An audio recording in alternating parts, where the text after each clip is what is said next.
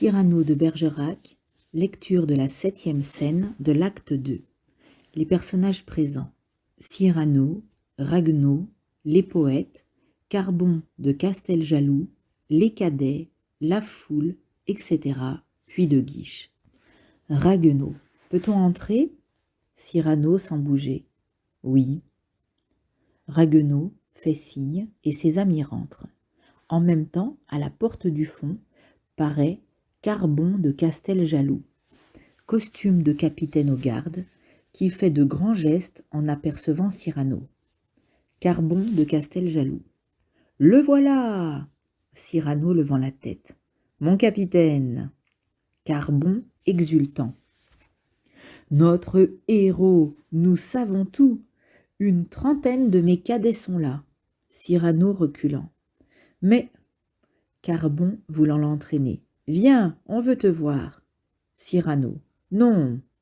Carbon: ils boivent en face, à la croix du Trahoir. Cyrano: je...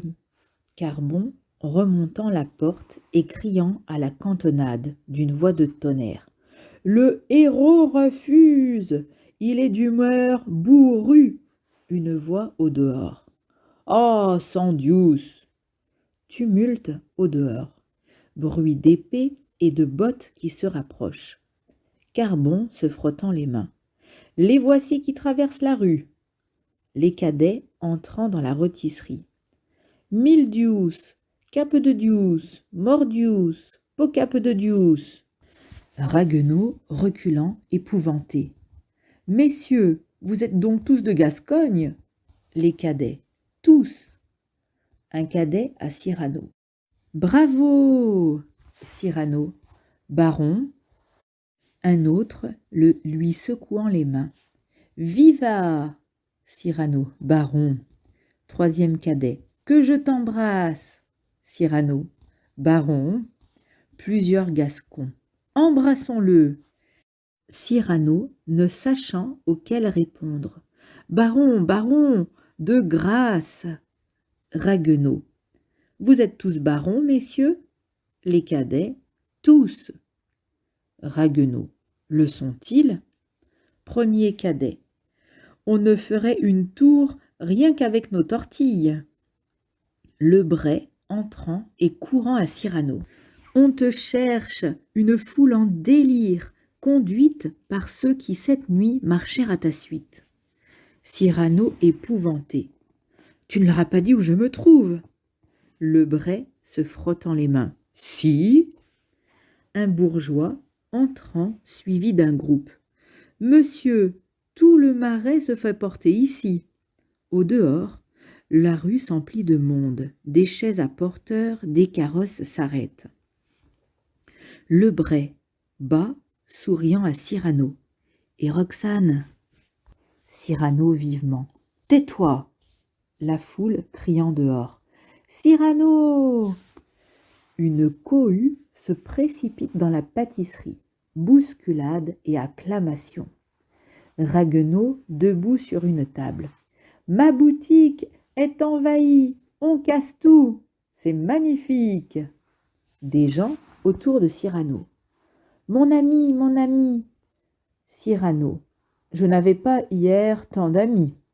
Lebray ravi: le succès. Un petit marquis accourant les mains tendues: si tu savais, mon cher. Cyrano: si tu? Qu'est-ce donc qu'ensemble nous gardâmes?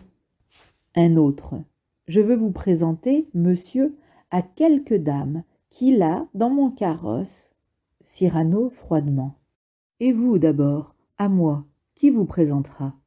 Lebray stupéfait: mais qu'as-tu donc? Cyrano: tais-toi. Un homme de lettres avec un écritoire: puis-je avoir des détails sur... Cyrano: non. Lebray poussant du coude: c'est Théophraste Renaudot, l'inventeur de la Gazette. Cyrano: baste. Lebray: cette feuille où l'on fait tant de choses tenir, on dit que cette idée a beaucoup d'avenir. Un poète s'avançant: monsieur... Cyrano. Encore? Le poète. Je veux faire un pentacrostiche sur votre nom. Quelqu'un s'avance encore. Monsieur Cyrano. Assez. Mouvement. On se range. De Guiche paraît, escorté d'officiers. Cuigi, Brissailles, les officiers qui sont partis avec Cyrano à la fin du premier acte. Cuigi vient vivement à Cyrano. Cuigi à Cyrano. Monsieur de Guiche. Murmure. Tout le monde se range. Vient de la part du maréchal de Gassillon. De Guiche, saluant Cyrano. Qui tient à vous mander son admiration pour le nouvel exploit dont le bruit vient de cour. La foule. Bravo! Cyrano s'inclinant. Le maréchal s'y connaît en bravoure. De Guiche. Il n'aurait jamais cru le fait si ces messieurs n'avaient pu jurer l'avoir vu. Cuigi. De nos yeux. Le Bray bat à Cyrano qui a l'air absent. Mais, Cyrano, tais-toi. Le Bray. Tu parais souffrir. Cyrano tressaillant et se redressant vivement. Devant ce monde. Sa moustache se hérisse. Il poitrine. Moi, souffrir, tu vas voir. De Guiche, auquel Cuigi a parlé à l'oreille. Votre carrière abonde de beaux exploits déjà. Vous servez chez ces fous de Gascon, n'est-ce pas? Cyrano. Au cadet, oui. Un cadet d'une voix terrible. Chez nous! De Guiche, regardant les Gascons, rangés derrière Cyrano. Ah, ah! Tous ces messieurs à la mine hautaine, ce sont donc les fameux. Carbon de Castel-Jaloux. Cyrano! Carbon, capitaine? Carbon. Puisque ma compagnie est, je crois, au complet, veuillez la présenter au comte, s'il vous plaît. Cyrano, faisant 2 pas vers De Guiche et montrant les cadets. Ce sont les cadets de Gascogne, de Carbon de Castel-Jaloux. Breteurs et menteurs sans vergogne, ce sont les cadets de Gascogne. Parlant blason, lambelle, bastogne, tous plus nobles que des filous, sont les cadets de Gascogne, de Carbon, de Castel-Jaloux. Œil d'aigle, jambes de cigogne, moustache de chat, dents de loup, fendant la canaille qui grogne. Œil d'aigle, jambes de cigogne, ils vont coiffés d'un vieux vigogne, dont la plume cache les trous. Œil d'aigle, jambes de cigogne, moustache de chat, dents de loup. Perse, bedaine et castrogne, ce sont leurs sobriquets les plus doux. De gloire, leur âme est ivrogne. Perse, bedaine et castrogne, dans tous les endroits où l'on cogne, ils se donnent des rendez-vous. Perse, bedaine et castrogne, ce sont leurs sobriquets les plus doux. Voici les cadets de Gascogne, qui font cocu tous les jaloux. Ô femme, adorable carogne, voici les cadets de Gascogne, que le vieil époux se renfrogne. Sonnez clairon, chantez coucou. Voici les cadets de Gascogne, qui font cocu tous les jaloux. De Guiche, nonchalamment assis dans un fauteuil que Ragueneau a vite apporté. Un poète est un luxe, aujourd'hui qu'on se donne. Voulez-vous être à moi? Cyrano. Non, monsieur, à personne. De Guiche. Votre verve amusera mon oncle Richelieu. Hier, je veux vous servir auprès de lui. Le Bray ébloui. Grand Dieu! De Guiche. Vous avez bien rimé 5 actes, j'imagine. Le Bray, à l'oreille de Cyrano. Tu vas faire jouer, mon cher, ton Agrippine. De Guiche. Portez-les lui. Cyrano, tenté et un peu charmé. Vraiment, De Guiche. Il est des plus experts. Il vous corrigera seulement quelques vers. Cyrano, dont le visage s'est immédiatement rembruni. Impossible, monsieur. Mon sang se coagule en pensant qu'on peut y changer une virgule. De Guiche. Mais quand un vers lui plaît, en revanche, mon cher, il le paye très cher. Cyrano. Il le paye moins cher que moi. Lorsque j'ai fait un vers et que je l'aime, je me le paye en me le chantant à moi-même. De Guiche. Vous êtes fier. Cyrano. Vraiment, vous l'avez remarqué. Un cadet.